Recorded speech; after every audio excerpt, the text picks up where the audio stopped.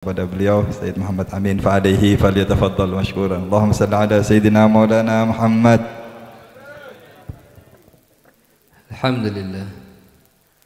Alhamdulillah alladhi adhana al-wujud bi sahib al-maqam al-mahmud alaihi salatu wassalam. Alhamdulillah alladhi akhtarana wa iyyakum an nahdhur hadha al-majalis al-mubarak fi hadha al-majlis al-mubarak. Wa la shak kita tidak ragukan lagi bahwa ini majlis adalah majlis yang dibanggakan oleh baginda Rasulullah sallallahu alaihi wasallam. Kita tidak ragukan lagi bahwa majlis ini insyaallah merupakan salah satu usaha bagi kita yang ada di zaman sekarang untuk meneruskan apa yang telah dikerjakan oleh pemimpin-pemimpin Bani Alawi di kota Bondowoso. Wala syakka majlis ini juga insyaallah yang kita harapkan jadi bekal kita waktu kita masuk liang kubur, yang mana katanya baginda Rasulullah sallallahu alaihi wasallam menghadiri majlis ta'lim, majlis zikir lebih afdal daripada salat 1000 rakaat, lebih afdal daripada menghadiri 1000 jenazah, lebih afdal daripada menziarahi 1000 orang sakit. Wassalatu wassalamu ala sayyidina wa habibina wa qurrati a'yunina Muhammad, salatan wa salaman daimaini mutalazimaini ila yaumi ardihi wa liqahu wa ala alihi wa ashabihi kadzalik. Amma ba'd, ma'asyiral hadirin rahimakumullah, para habaib, para masyayikh, khususan sahib al-bait Al-Habib Abdurrahman Al-Mahdali, annallahu yahfadhu wa yar'ah wa yazidu min fadlih wa yahfadhu min kulli su' fi ad-darin wal hadirin wa yamatta'na bi hayatil syibanana wa ulama'ina wa sulaha'ina. Awalan kita bersyukur kepada Allah Subhanahu wa ta'ala, kita dihadirkan dan digerakkan hati kita bisa hadir di majlis ini.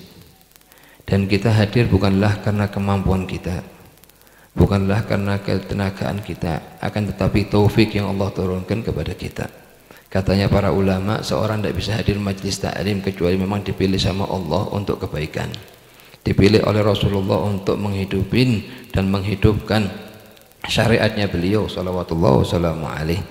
Ma'asyiral hadirin rahimakumullah, kita pertama syukur kepada Allah bisa duduk dengan orang-orang saleh, para habaib, para syiban, yang mana mereka semua telah memandang orang-orang sebelumnya, dan orang sebelumnya telah memandang sebelumnya, wahakadha dengan sanad muttasil sampai ke Rasulullah sallallahu alaihi wasallam. Dan pandangan ini sangat pengaruh masyarakat hadirin untuk menambah nilai keimanan kita. Kalau pandangannya bukan hanya manusia, pandangannya hayawanat, bisa berpengaruh kepada imannya, bisa berpengaruh kepada keadaannya, bahkan bisa menyebabkan dia masuk surganya Allah. Bagaimana dengan pandangannya manusia? Bagaimana dengan pandangannya orang muslim? Bagaimana dengan pandangannya orang soleh? Di antaranya ma'syarul hadirin, pandangannya hudhud, burung, sama dengan burung yang lain, berpengaruh. Waktu dia mandang ke Nabi Allah Sulaiman, namanya disebutkan di dalam Al-Quran, wa sawfa yadkhulul jinan, dan akan masuk surganya Allah. Begitu juga onta Nabi Allah Saleh, waktu duduk kumpul mandang dengan orang saleh, Nabi Allah Saleh masuk di Al-Quran namanya, dan akan masuk surganya Allah di hari kiamat. Begitu juga anjing, yang paling najisnya hayawanat, karena duduk dengan orang-orang soleh berpengaruh. Sebutkan di Al-Quran, wa kalbuhum wa kalbuhum wa kalbuhum, bahkan nyebut wa kalbuhum per hurufnya 10 hasanat. Berkatnya apa? Duduk dengan orang-orang soleh sampai akan masuk surganya Allah Subhanahu wa ta'ala. Bahkan ma'syar hadirin, bukan hanya makhluk yang bernyawa, pohon pun karena dekat dengan orang-orang saleh, kena pandang orang-orang saleh berpengaruh. Di antaranya pohon kurma yang biasa baginda Rasulullah sallallahu alaihi wasallam jadikan sandaran tatkala beliau akan khutbah Jumat. Sebelum beliau dibuatkan mimbar oleh salah satu seorang Ansor, beliau bersandar kepada pohon kurma. Dan tatkala dibuatkan mihrab, mimbar sama orang Ansor, beliau pindah Rasulullah kepada mimbar tersebut dan naik mimbar tersebut. Didengarkan oleh seluruh sahabat. Itu pohon kurma tadi nangis. dengar suara dari dalamnya, suara orang-orang yang nangis, sehingga Rasulullah turun dari mimbarnya. Kisah ma'rufah, dipeluk oleh Rasulullah, didiamkan sebagaimana seorang ibu diamkan anaknya. Kemudian setelah diam disuruh milih antara dua perkara. Yang pertama didoakan kekal tetap hidup di alam dunia sampai kiamat nanti, atau dipotong dan dimakamkan dan Rasulullah janji akan hidup di surganya Allah. Subhanallah masyarakat hadirin, pohon yang tidak punya akal, beliau lebih milih, dia lebih milih darul baqa ala daril fana, milih rumah yang tinggal akan selama-lamanya daripada dunia. Minta sama Rasulullah untuk dipotong dan dijanjikan untuk hidup di surganya Allah yang makan buahnya adalah para nabi. Ma'asyiral hadirin rahimakumullah, para ulama menjelaskan kepada kita obatnya hati ada 5, dan yang paling ampuh dari 5 ini adalah duduk dengan orang-orang soleh. Duduk dengan orang-orang soleh pengaruh sangat besar, apalagi di zaman kita sekarang yang pengaruhnya sangat besar dari segi untuk merusak jil-jil, keturunan-keturunan yang datang. Di antaranya masyarakat hadirin, sebuah kisah disebutkan oleh seringkali disebutkan oleh Sayyidina Al-Habib Zain bin Sumit hafizahullah. Ada sekelompok orang dari kampung keluar, tujuannya mereka kumpul untuk salat istisqa. Setelah kumpul mereka semua di satu padang pasir tempat terbuka, datang seorang badui, mengatakan kepada mereka, apa hajatnya kalian? Katanya mereka, hajatnya kita salat istisqa untuk turun hujan. Katanya badui tersebut, kalian duduk semua, aku yang akan salat sendiri. Beberkan sejadahnya, salat 2 rakaat.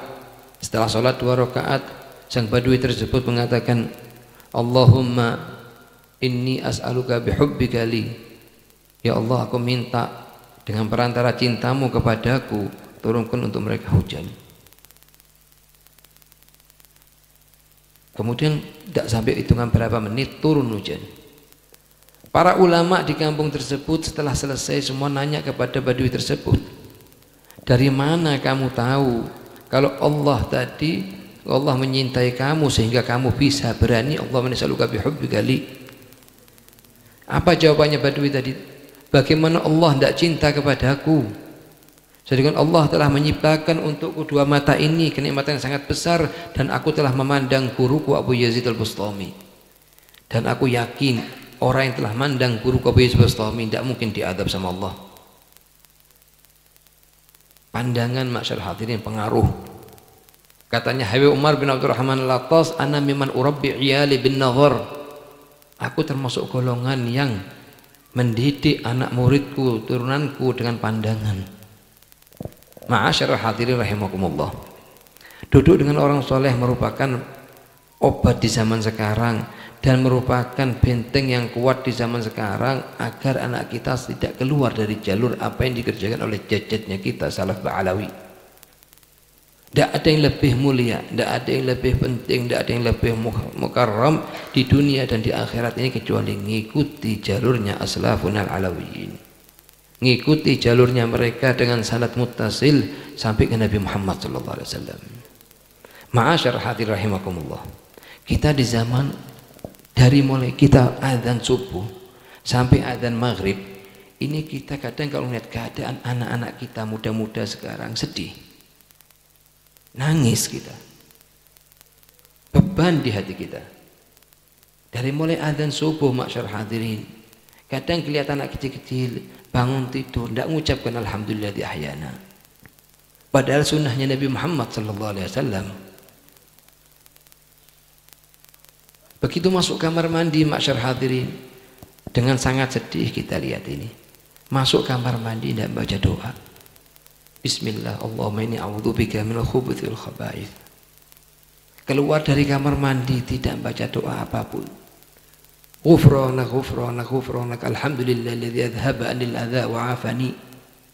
Keluar dari kamar mandi pakai baju, tidak pakai doa, pakai baju. Alhamdulillahilladzi kasani hadza thawb wa razaqani min ghairi haulin minni wala quwwah. Keluar dari rumah tidak baca doa keluar rumah. Bismillah, amantu billah, tawakkaltu ala Allah, i'tasamtu billah, wala haula wala quwwata illa billah. Kemudian mau pakai sandal, masyarakat hadirin, sandal manapun dipakai, mau kanan atau mau kiri. Padahal Rasulullah nganjurkan kepada kita untuk pakai sandal sebelah kanan dulu. Kemudian kita mau keluar kemana? Mau keluar ke masjid. Kadang, masya Allah, alhamdulillah, keluar ke masjid. Ada doanya Rasulullah, Allahumma nas'aluka bihaqqis sa'ilin alik wa bihaqqir raghibin ilik. Kemudian masuk masjid lupa tidak baca doa. Kadang kalau yang sudah tua-tua sudah kena didikan sebelumnya, yang kita bahas adalah anak-anak SD, SMP. Lah kalau mereka tidak dapat didikan dari kita, tidak kita wajibkan untuk baca perihal tersebut, bagaimana pertanggungan jawabannya kita kepada Rasulullah di hari kiamat? Kapan kita bisa nyenangkan hatinya Nabi Muhammad SAW? Demi Allah, demi Allah, satu sunnahnya Nabi Muhammad kita tinggalkan, lebih musibah besar, lebih daripada aba, ibu, seluruh hartanya kita hancur. Satu sunnahnya Nabi Muhammad kita tinggalkan. Bukan perkara yang sepele, masyarakat hadirin. Coba kita pikir, satu sunnah bangun tidur, alhamdulillahilladzi ahyana. Berapa banyak dari orang yang kita kenal dengar kabar tidur kemudian tidak bangun lagi kecuali fil mughtasal, tidak bangun lagi kecuali sudah di tempat dimandikannya mayit jenazah. Kita hanya diperintahkan sama Allah, diperintahkan sama Rasul untuk mengucapkan satu kalimat, alhamdulillahilladzi ahyana ba'dama amatana wa ilaihin nusyur. Satu kalimat. Sebagai apa? Sebagai bentuk tanda cinta kita kepada Nabi Muhammad sallallahu alaihi wasallam. Sebab kata guru kita Al-Habib Zain, cinta kepada Nabi Muhammad tidak cukup dengan lisan saya cinta kepada Nabi Muhammad atau logo-logo yang kita buat, termasuk itu salah satu tanda. Cuman yang paling penting adalah mengikuti sunnahnya Nabi Muhammad dalam seluruh metode hidup. Katanya para ulama, kita sering dengar dari guru kita Sayyid Al-Habib Saleh bin Abdullah Syatir rahimahullah rahmatullah abrar, orang dari pertama kali bangun tidur sampai tidur lagi ada 110 perjanjian yang harus kita amalkan. Kita ambil per minggu satu, tidak usah berat-berat. Sebab kalau kita akan sampai ke Allah dalam satu waktu berat. Tapi dengan mengambil per minggu satu. Misalnya minggu pertama kita wajibkan kita untuk baca alhamdulillah ahyana. Setelah berlalu seminggu kita lancar baca, baru kita ajak istri, baru kita ajak anak, baru kita nyuruh orang agar kita selamat dari ayatnya Allah, ya ayyuhalladzina amanu lima taquluna ma la taf'alun kabura maqtan 'indallahi an taqulu ma la taf'alun atamuruna an-nasa bil birri wa tansawna anfusakum wa antum tatluna al-kitab. Dan ini masyarakat hadirin kita lihat sendiri. Kita lihat sendiri di zaman sekarang. Kadang kita tanya anak SD, anak SMP, berapa umurnya kamu? Dari mulai balik sampai sekarang berapa umurnya? Sudah 8 tahun, 7 tahun. Berapa kali baca doa masuk kamar mandi? Lah kalau misalnya satu doa bangun tidur aja, kita tinggalkan setahun penuh. Kita tidur bangun sehari 2 kali, 4 dikali 320, 360 hari dalam setahun. Kerugian berapa yang kita terima? Kita katanya Habib Zain, bagus, kita bangga, kita sering hadir haul, kita muhtam untuk membuat acara haulnya Habib Fulan, alim Fulan, Kiai Fulan, bagus. Cuman katanya Habib Zain, lebih bagus lagi kalau persiapkan diri kita untuk jadi khalifahnya mereka. Dan mereka ini semua masyarakat hadirin dari mulai ujung manapun, contohnya Habib Muhammad bin Ahmad al-Muhdar, Ahmad bin Umar al-Idrus wa ghairuh min kubar arifin billah di kota Bondowoso ini, wallahi mereka tidak sampai kecuali bimutaba'atin Nabi Muhammad sallallahu alaihi wasallam. Bukan dengan ilmunya mereka sampai ke Allah. Ilmu wajib dipelajarin, cuman ilmu tidak bisa nyampaikan kita kemanapun kalau tidak kita amalkan. Bahkan kita pernah duduk dengan anak pondokan, sudah mondok sekian tahun. Waktu kita tanya dengan jujur, sudah berapa kali baca doa bangun tidur? Wallahi ya Habib, setahun penuh tidak pernah baca. Berapa kali baca masuk doa kamar mandi. Kalau kita tidak sadar, masyarakat hadirin, kita tidak sadar untuk mengingatkan anak-anaknya kita agar mereka jadi penerus, agar mereka jadi khalifah, agar mereka jadi penerusnya pemimpin-pemimpin yang ada di kota Bondowoso ini dan seluruh umat Nabi Muhammad SAW. Jadi waktu kita mengucapkan saya cinta kepada Nabi Muhammad, betul. Qul in kuntum tuhibbunallaha fattabi'uni. Tidak ada jalan untuk bisa sampai ke Allah kecuali mengikuti sunnahnya Nabi Muhammad. Lainnya daripada ini tidak mungkin nyampe, masyarakat hadirin, dengan alasan apapun atau bentuk apapun. Kalau kita dulu masih ingat ayyamul walid rahimahullah rahmatul abror, kalau mau makan tuh kumpul, masyarakat hadirin, ada orang tua, ada abah, ada umi, ada saudara-saudara semuanya. Dan tidak ada yang berani megang makanan kecuali abah datang yang mimpin doa dulu, baru abah mulain, ibu mulain, baru lebih tua lebih al-afram. Sekarang masyarakat hadirin sedih kita ngelihat makanan diletakkan kapanpun yang mau makan, makan sendiri-sendiri, sehingga tidak ada kumpul, tidak ada tarbiyah salafiyah alawiyah dalam bentuk metode makan, apalagi yang lain. Kalau kita mungkin yang tua-tua sering mendapatkan didikan dari orang tuanya, sebelum maghrib sudah duduk di amben, kemudian baca salat maghrib berjamaah, qobliyah, ba'diyah, hizib Quran, ratib al-haddad. Dan ini ini kita sedihkan, wa insyaallah berkatnya para habaib, berkatnya para syiban akan kembali lagi, akan hidup namanya amben-amben dengan pembacaan Al-Quran, dengan pembacaan ratib al-haddad. Kita dulu sebelum subuh sudah dibangunin setengah jam, 1 jam. Kemudian wajib sholat subuh berjamaah, wirdul latif, yasin, baru boleh turun dari amben. Dan ini dijil mulai setelahnya kita mulai berkurang. Insya Allah berkatnya majelis ini ada perubahan besar. Dan berkatnya para doa ilallah ta'ala ke akhirnya Muhammad bin Umar, insya Allah ada perubahan besar di kota sini. Dan para syiban, kita minta sama Allah, ya muhawwil ahwal, hawwil ahwalana ila ahsanil hal, supaya kita bisa nyenengkan hatinya Rasulullah, bisa nyenengkan hatinya Sayyidah Fatimah Zahra, bisa nyenengkan hatinya Khadijah Kubra. Bangga mereka dengan kita sebagaimana mereka ini bangga dengan ajdaduna. Sampai ada satu orang, Habib Zain sering bawa cerita, ada satu orang ini minal watanin au ghairuh, dengan satu lagi menasyadah.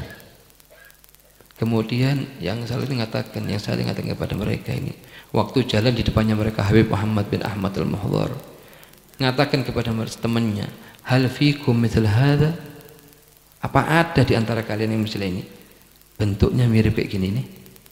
Sampai para ulama, sebagian para sholihin mengatakan, barang siapa ingin memandang wajahnya Rasulullah mirip dengan wajahnya Rasulullah, mandanglah Habib Muhammad bin Ahmad al-Muhdhar wa ghairuh min amil arifin billah. Dan ini kita minta, masyarakat hadirin, kita minta apa yang dikerjakan oleh mereka kita bangkitkan lagi. Dan kita wasiatkan kepada anak-anak muda, yang khususnya yang anak SD, SMP, SMA, untuk perkuat satu jalur yang buat kalian bisa nyampe ke magomnya salafus saleh, yaitu bakti kepada orang tua. Bakti kepada orang, paling minimnya seluruh perkara yang buat hati orang tua kita senang kita kerjakan, dan seluruh perkara yang sedih kita tinggalkan.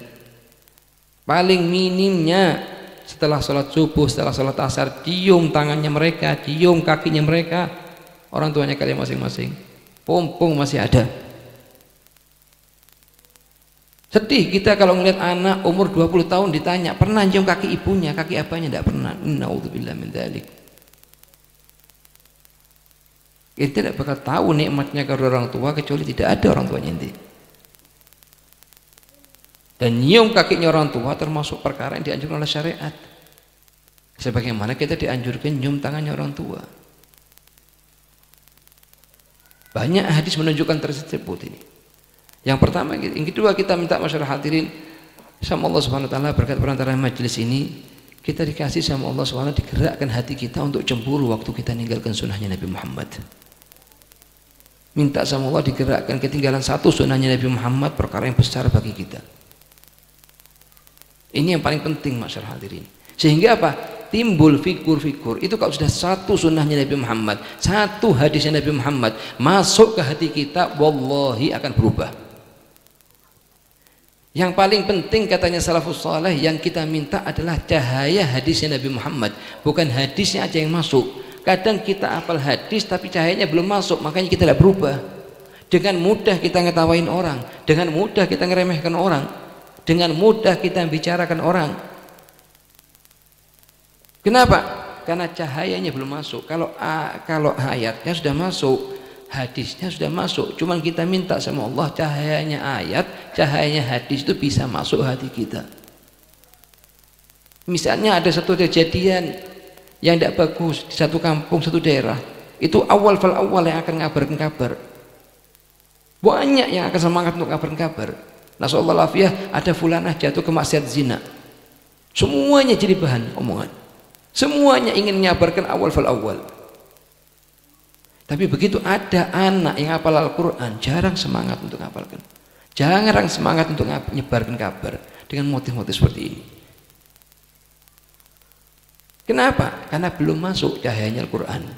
Kadang kita masyaallah hadirin waliyadzubillah, kita buka Al-Quran, wala yaghtab ba'dukum ba'dha, ditutup Al-Quran fulan begini fulan begitu, ayat baru dibaca ya jamaah. Kadang kita duduk 1 jam bicarakan kabar fulan naik, fulan turun, menteri fulan naik. Faedahnya apa? Katanya Habib Zain, kabarnya zaman sekarang ini datangkan bala, datangkan sayyiat, datangkan dosa. Wa akhbar salihin tanzilu bihim rahmah. Dan kabarnya orang-orang soleh datangkan rahmatnya Allah masyarakat ini. Cuman jarang orang yang semangat. Lebih semangat dengan kabar-kabar yang terjadi zaman sekarang. Kadang orang ngikuti televisi 1 jam, ngikuti akhbar, masuk akhbar begini, akhbar begitu. Satu orang datang ke Habib Attas Habsyi, Abu Bakar bin Abdullah Attas Habsyi Mekah. Kalau melihat wajahnya cahaya, tidak bisa dipandang wajahnya, tidak bisa. Satu orang datang ke Habib Attas, katakan Habib Attas, sil akhbar, ada kabar-kabar baru ini. Dipikir Habib Attas ngikuti perkembangan zaman sekarang. Katanya Habib Attas, anda tidak punya kabar, tidak ingin ngabarkan apapun. Anda tidak pernah ngabarkan, numpukkan kabar dalam seminggu dan tidak ingin ngabarkan apapun kepada kalian. Dan ini musibah masyarakat ini, musibah yang sangat besar ini. Kalau sudah duduk kita 1 jam dengarkan ke akhbar, barang siapa yang nyium dahinya orang ibunya dia, maka akan jadi penghalangnya.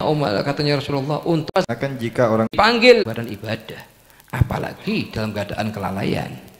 Oleh karenanya katanya Habib Zain, sering kali kalau ada orang ngadu anaknya begini, anaknya begitu, Habib Zain sering kali mengatakan lain sebulan sekali dan pahalanya bagi kalian. Itu tulis. Agar apa? Wahai fulan, apakah kamu tidak tahu haknya orang tua begini dan begitu? Diceramain panjang lebar sama si nomor. Setelah diceramain panjang lebar, anak ini nanya, ya Amirul Mukminin, aku telah tahu haknya orang tua dari anaknya. Apakah anak punya hak dari orang tuanya? Naam. 3. Yang pertama, memberikan nama yang baik. Yang kedua, memiliki ibu yang solehah. Yang ketiga, mengajari dia ilmu dan adab. Apa jawabannya anak tersebut? Wallahi, orang tuanya abahnya ini tidak mengerjakan satupun dari 3 ini. Kalau ibunya saya hanya budak, harganya 20 dirham beli dari pasar. Kalau namanya saya jual, nama anaknya geledek. Yang ketiga, tidak pernah ngajari sedikit pun dari ilmu dan adab. Sehingga aku bangun tidur tidak tahu caranya baca doa. Aku masuk kamar mandi tidak paham caranya baca doa. Keluar kamar mandi tidak tahu caranya baca doa. Apa jawabannya? Saya punya hak kepada orang tuanya. Di antaranya ini, ya. Selalu mengajak sang anak untuk menghadiri majelis-majelis ta'lim. Nah, itu paling pentingnya. Yang paling pentingnya kita dekatkan anak kita dengan orang-orang soleh. Bahkan banyak dari mereka yang nututin Habib Abdullah bin Abdul Haddad waktu mereka masih kecil sempat baca surat Al-Fatihah. Jadi kalau kita punya anak kecil, lagi ada datangan orang alim, orang soleh, ka'amthal Habib Umar bin Hafid atau ghairuh, kita ajak anak-anaknya kita untuk baca surat Fatihah ke mereka. Yang tujuannya apa? Tujuannya agar sambung sanadnya dengan guru-guru mereka sampai kepada Rasulullah sallallahu alaihi wasallam. Ayo. Melarang sang anak untuk keluar pada malam hari. Jadi pasti peraturan. Dari mulai maghrib dilarang keluar, harus duduk di Ampin, harus duduk di rumah untuk baca Ratibul Haddad, untuk baca Hizbul Quran atau hadir majlis-majlis ta'lim yang ada di negara sini. Itu merupakan satu kewajiban. Kalau kita lengah sedikit aja, halas. Fala yulumanna ba'da dzalik illa nafsah. Ya. Menjaga sang anak agar tidak berteman dengan orang yang tidak berakhlak mulia. Itu kewajiban juga bagi orang tua. Menjaga anaknya, ditanya berteman sama siapa, kumpul sama siapa tadi. Kalau Habib Ali bin Muhammad Al-Habsyi dijaga sama abahnya di kota Mekah, tidak boleh keluar ke Masjidil Haram untuk sholat berjamaah di Masjidil Haram, tapi suruh sholatnya di rumah. Dibuat mainan, dikasih pagar ke rumah, tidak boleh keluar, khawatir kena pengaruh teman-temannya yang kurang baik di zaman dulu, masyarakat hadirin. Apalagi di zaman sekarang. Kalau kita lepas, tidak cukup. Anak nilai tidak cukup zaman sekarang, terus anak dimasukkan di pondok, ditinggal pulang, halas keluar jadi wali, tidak ada. Tapi butuh perhatian orang tua setelah pulang dari pondok. Butuh dukungan orang tua setelah keluar dari pondok agar anak tetap bisa istiqomah, ngerjakan apa yang dia pelajarin. Jadi katanya ulama, anak itu bisa berhasil dengan semangatnya tiga. Semangatnya guru yang ngajar, semangatnya orang tua yang mantau, yang ketiga semangatnya anak itu sendiri waktu belajar. Sehingga pulang ke rumah bisa merubah rumah, isi rumah. Yang tadinya isi rumah tidak baca doa jadi baca doa. Yang tadinya isi rumah tidak pernah sholat berjamaah jadi sholat berjamaah. Kalau datangnya anaknya kita ke rumah terus tidak merubah apapun di rumah, tidak ada faedahnya belajar di pondok. Bahkan sebagian orang kadang kalau pulang dari pondok dibiarkan aja, kesian dia, biar istirahat. Bukan kesian. Tidak ada istirahat bagi murid yang belajar ilmu syariat kecuali kuburan. Baru istirahat. Selama masih hidup artinya harus terus berjuang sampai meninggal. Apalagi kita biarkan anak seperti kita dengarkan dari pembicaranya Akhina Abdillah. Begitu, anak dikasih HP, masyarakat hadirin, siapa yang nanggung nanti ini? Ngelihat film-film mendak. Katanya Rasulullah, nadrah masmum min sihami iblis al-marjum.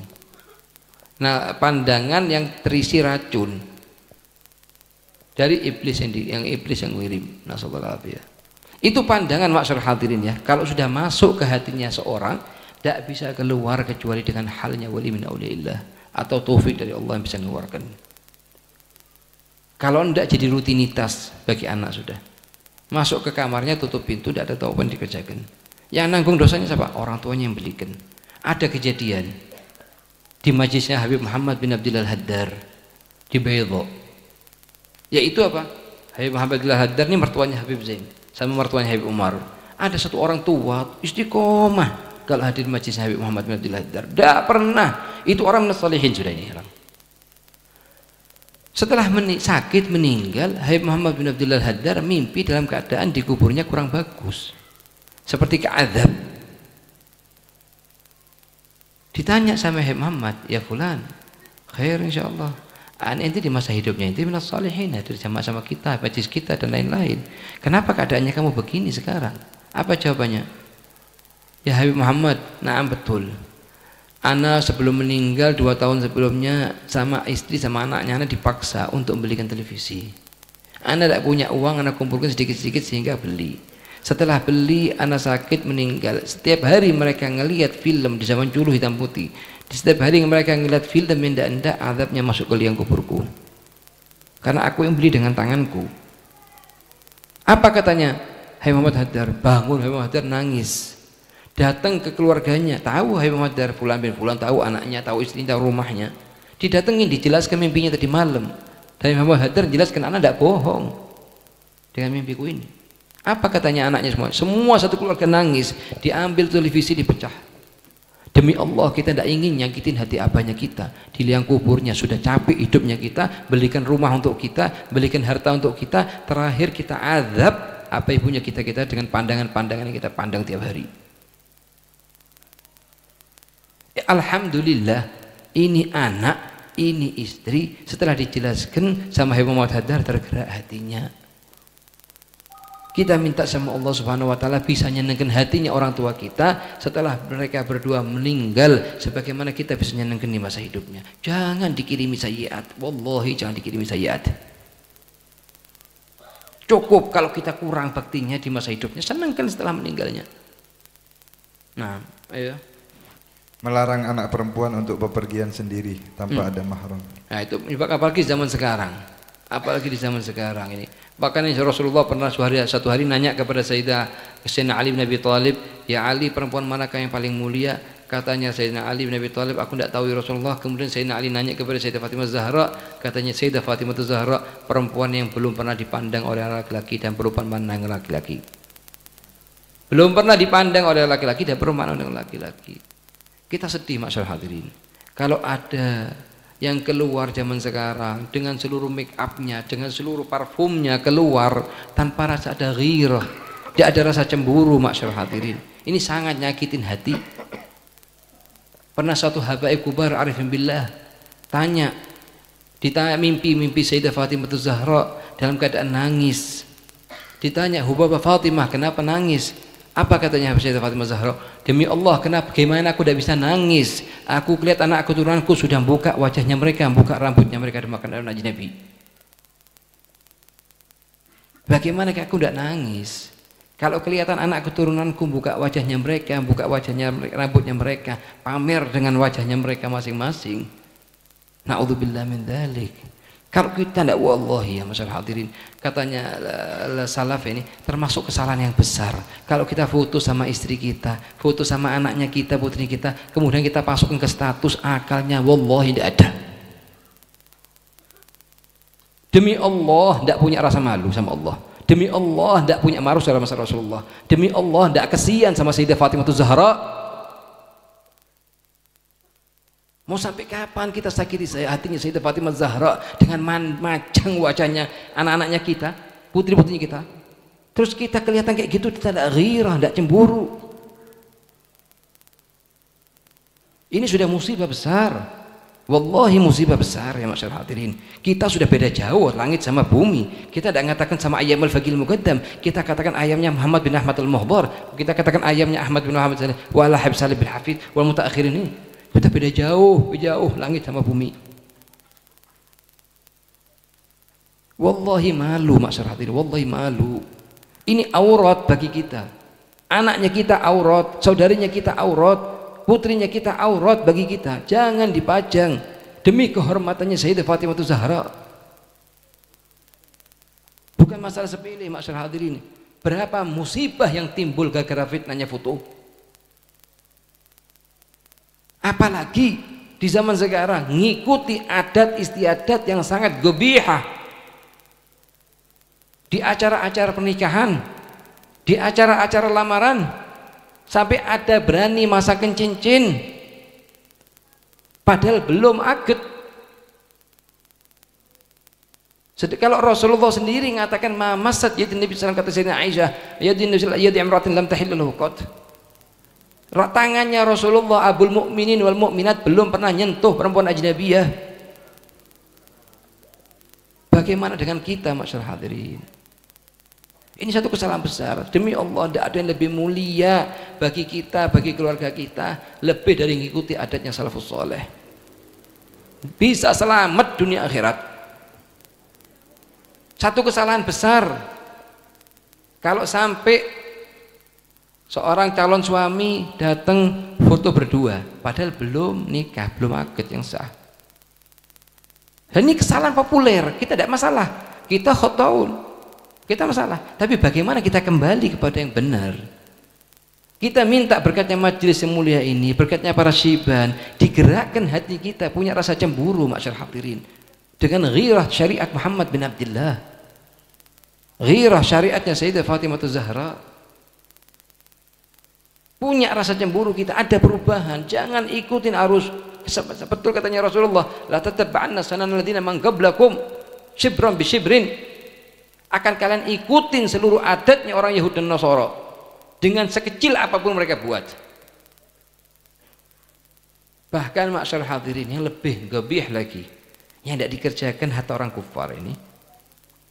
Calon suami suruh nyium calon istrinya depannya halayak-layak, di depannya undangan. Isil hadal harjadi. Kenapa kok turun sampai ke levelnya bahaim? Rasa cemburu, rasa ghir, rasa malu tidak ada sudah masyarakat hadirin. Ini sangat nyedihkan di hati. Kalau salaf tuh nangis terus dengan tingkah semacam ini, ngelihat anak cucunya begitu nangis mereka. Cuman kita tidak sadar kadang. Paling minimnya kita pegang keluarganya masing-masing sudah. Kalau kita mau merubah umat sulit, tapi kita minta sama Allah dirubah. Allah yang bisa ngerubah. Ya muhawwil ahwal, hawwil ahwalan ila ahsanil hal. Tapi kalau kita untuk merubah mereka sulit, masyarakat hadirin. Dan yang sering terjadi, masyarakat hadirin, yang sering terjadi, bahkan para salafus saleh sering mengingatkan kepada kita apa? At-takalluf fi zawajat. Maksa diri lebih dari kemampuan waktu acara pernikahan-pernikahan, masyarakat hadirin. Demi Allah, Anda pernah hadir di Madinah pernikahan satu orang teman kita, maksa diri nyewa gedung ukuran 100.000 rial, sekitar 400 juta habisnya semuanya. Setelah ketemu 8 tahun, dia sendiri cerita kepada saya kalau utangnya kemarin waktu acara pernikahan belum kebayar. At-takalluf, takhalluf, maksa diri keluar dari jalurnya salafus saleh. Katanya salafus saleh, barang siapa buat acara pernikahan yang dihidangkan lebih dari apa yang dia makan setiap hari, itu termasuk orang yang keluar dari thariqahnya salafus saleh. Seukuran kemampuan. Jangan sampai waliyadzubillah sampai berani pinjam utang sana utang sini. Jangan, masyarakat hadirin. Kita hanya nyari lisannya orang semuanya ini. Semua orang biar muji, biar setelah itu kita bangga. Orang mau berapa lama muji kita? Muji 1-2 hari, setelah itu lupa dengan acaranya inti. Cuman beban utangnya inti besar di hadapan Allah SWT. Kalau kita tahu masih mending, masih mampu bisa bayar, ada jalur jelas-jelas bisa bayar, itu masih mending. Lah kalau jalurnya tidak jelas, kita gimana kita mau bayar? Wal iyadzubillah, sebagaimana Imam Abdul Wahab Sya'rani, dia bilang kalau sampai minjemnya dengan cara riba, minjem ke bank untuk buat acara acara pernikahan. Apakah ada acara pernikahan lebih daripada acaranya Rasulullah, nikahnya Rasulullah dengan para istrinya? Apakah ada yang lebih mulia daripada nikahnya Rasulullah dengan nikahkannya Rasulullah putri-putrinya? Rasulullah waktu nikahkan Sayyidina Ali bin Abi Thalib sama Sayyidina Fatimah Zahra, tidak ngundang Muhajirin wal Ansar 124.000 orang. Tapi ngundang seukuran tempat, seukuran keadaan, 20-30 orang. Tujuannya apa? Seukuran kemampuan, selesai. Kalaupun kita punya dana lebih, kasihkan ke calon suami, calon istri itu nanti.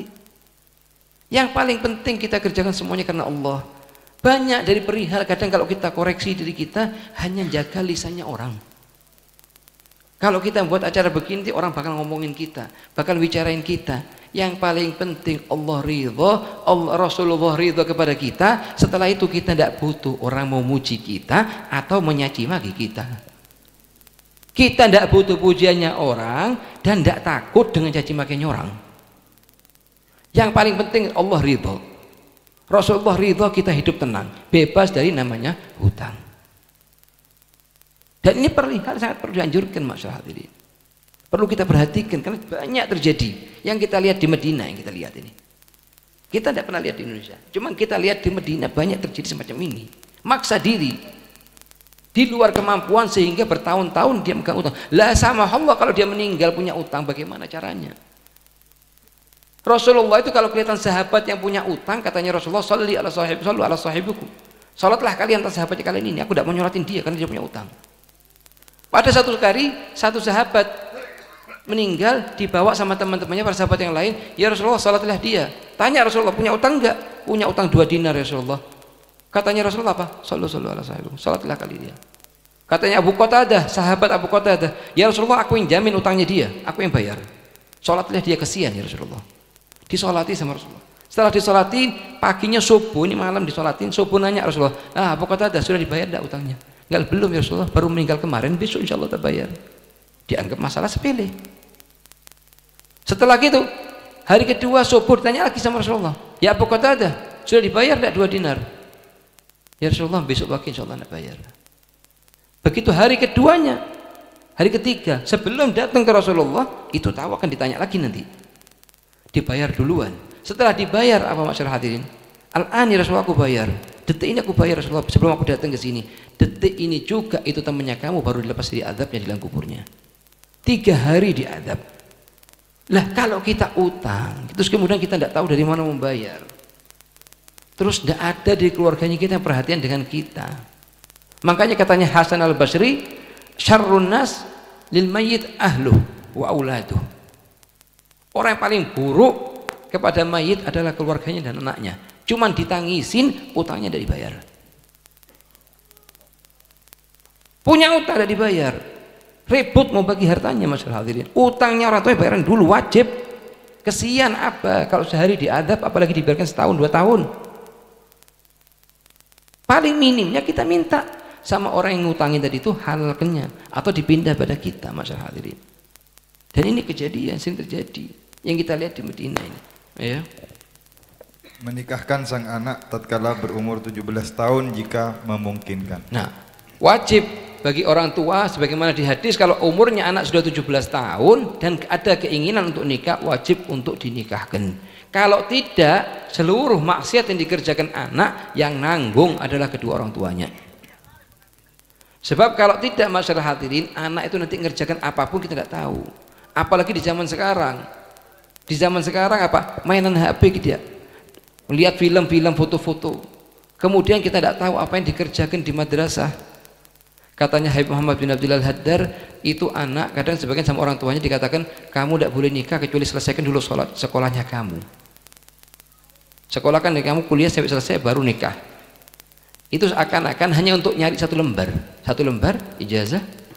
Lah ini katanya Habib Muhammad bin Abdullah Al-Haddar, tidak dapat satu lembar kecuali sudah mengerjakan ratusan ribu maksiat yang semuanya di sohaif walidayhi.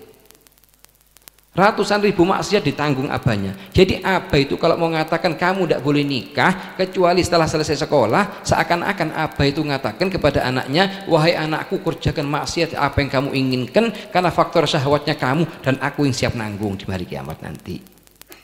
Kerjakan, sudah pacaran, onani, semua kerjakan. Apalagi di zaman sekarang.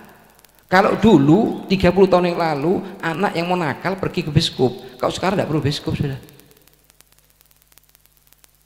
Kita pernah duduk dengan anak yang mondok 10-an tahun, masyaallah hadirin, ngaku tidak bisa lepas dari nonton film tidak bagus di pondok, apalagi di luar.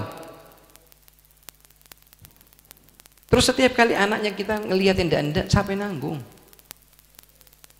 Makanya katanya sudah disebutkan, kalau sudah umurnya 17 tahun terus kita tidak halang dia untuk nikah, maka yang nanggung dosanya adalah kedua orang tuanya, masyaallah hadirin. Bahkan kalau tarikanya Habib Muhammad bin Abdullah Haddar, begitu anak itu semangat untuk nikah, dinikahkan. Madrasah nomor 2, madrasah sekolahnya nomor 2, mau sekolah terus sekolah, tidak mau terus tidak masalah. Yang paling penting anak selamat, jangan jadi musuhnya anak dunia sampai akhirat. Ya ayyuhalladzina amanu inna min azwajikum wa auladikum adu. Kapan adu? Kalau kita mugassar fi tarbiyati, kita remehkan dirinya dia, tarbiyahnya dia. Bahkan disebutkan dalam sebuah hadis, seorang orang tua sudah masuk surga, pintu surganya, sama anaknya, tariklah ya Rabb kedua orang tuaku masukkan neraka jahanam sama aku. Dia tidak pernah sama sekali didik aku, dan aku tidak masuk surga neraka ini kecuali gara-gara mereka berdua. Ini masyarakat hadirin sulitnya zaman sekarang. Kita minta sama Allah Subhanahu wa taala dikasih semangat, dikasih ghirah, rasa cemburu yang sangat tinggi, bisa menghidupkan syariatnya Nabi Muhammad dalam setiap pola hidup kita. Walhamdulillah, kalau di Bondowoso masih banyak majelis-majelis, di daerah yang lain lebih gersang masyarakat hadirin. Bahkan tidak ada sebulan pun majelis yang hidup. Walhamdulillah, di sini masih banyak syiban, banyak ulama, banyak solehin yang bisa mendidik kita. Mandangnya mereka, adatnya mereka, thariqahnya mereka sudah termasuk ilmu. Apalagi kalau kita gabungkan dengan baca kitab dan ngamalkan apa yang telah kita baca, insya Allah jadi sebabnya kita bisa mandang wajahnya Rasulullah SAW dan bisa mandang wajahnya Sayyidah Fatimah Zahra, bisa ngikuti thariqahnya Imam Ali bin Abi Thalib, thariqahnya Imam Hasan al-Husain. Mereka adalah sanadnya mereka muttasil kepada Nabi Muhammad, aban an abin sampai kepada Nabi Muhammad. Dan ini masyaallah hadirin, wallah tidak bisa dengan perkataan, Tidak bisa dengan perkataan masalah hadirin, tapi harus dengan perbuatan. Diambil satu poin sampai selesai, dari mulai bangun tidur sampai tidur lagi. Kita minta sama Allah dengan perantara Nabi Muhammad kita bisa mampu ngerjakan apa yang dikerjakan oleh salafus soleh, dan kalau sudah kita bisa ngerjakan, bisa ngajak orang lain untuk ngerjakan, sehingga nyebar syariatnya Nabi Muhammad, nyebar sunnahnya Nabi Muhammad di antara keluarga kita, di antara perkampungannya kita, di antara daerah kita, di seluruh majlis-majlisnya kita, sesuai semuanya tariqahnya Nabi Muhammad sallallahu alaihi wasallam. ونسأل الله لنا ولكم إن شاء الله من العقول أوفارها من الأذهان أصفاها ومن الأعمال أزكاها ومن الأخلاق أطيبها ومن الأرزاق أجزلها من العافية أكملها ونسأل الله لنا ولكم إن شاء الله زيارة الحرمين الشريفين بحق رسول الله بحق فاطمة الزهراء وأن الله يكرمنا وإياكم برؤية الحبيب الأعظم عليه الصلاة والسلام في اليقظة والمنام وهو راض عنا مرات كرات ونسأل الله بحق رسول الله بحق فاطمة الزهراء أن يكرمنا وإياكم بكمال متابعته في أقوالنا وأفعالنا وحركاتنا وسكناتنا كلها الظاهرة والباطنة الحسية والمعنوية ونسأل الله لنا ولكم إن شاء الله أن يكرمنا إن شاء الله بزيارة الحرمين الشريفين في عافية تامة ويكرمنا وإياكم إن شاء الله بالكمال العافية وأن الله يحفظنا وإياكم من شر حاقد حاسد ساحر من شر كل ذي شر وأن الله يبارك لنا إن شاء الله في شيباننا ويبارك لنا في أعمارهم ويبارك في أعمالهم وفي أوقاتهم ويجعلنا وإياكم من المتحابين في الله متزاورين في الله متآونين على نشر شريعة رسول الله محمد بن عبد الله اللهم فارحم والدينا اللهم فارحم والدينا اللهم فارحم والدينا واغفر لهم وارض عنهم رضا تحل بأهلهم جوامع رضوانك وتحلهم به دار كرامتك وأمانك مواطن عفوك وغفرانك وأدر بعليهم لطائف برك وإحسانك اللهم اجعلنا لهم قرة أعين يوم يقوم الأشهاد وأسمعهم منا أطيب النداء يوم التناد واجعلهم بنا من أغبة الآباء بالأولاد حتى تجمعنا وإياهم والمسلمين جميعا في دار كرامتك ومستقر رحمتك ومحل أوليائك مع الذين أنعمت عليهم من النبيين والصديقين والشهداء والصالحين وحسن أولئك رفيقا اللهم بارك لنا في أولادنا ولا تضرهم ووفقنا ووفقهم لطاعتك وارزقنا برهم اللهم يا معلم موسى وآدم علمهم ويا مفهم سليمان فهمهم ويا مؤتي لقمان الحكمة وفصل الخطاب آتهم الحكمة وفصل الخطاب اللهم علمهم ما جهلوا وذكرهم ما نسوا وافتح عليهم من بركة السماء إنك على كل شيء قدير اللهم اجعل حضورنا في هذا المجلس خالصة لوجهك الكريم واتباع لسنة حبيبك محمد صلى الله عليه وسلم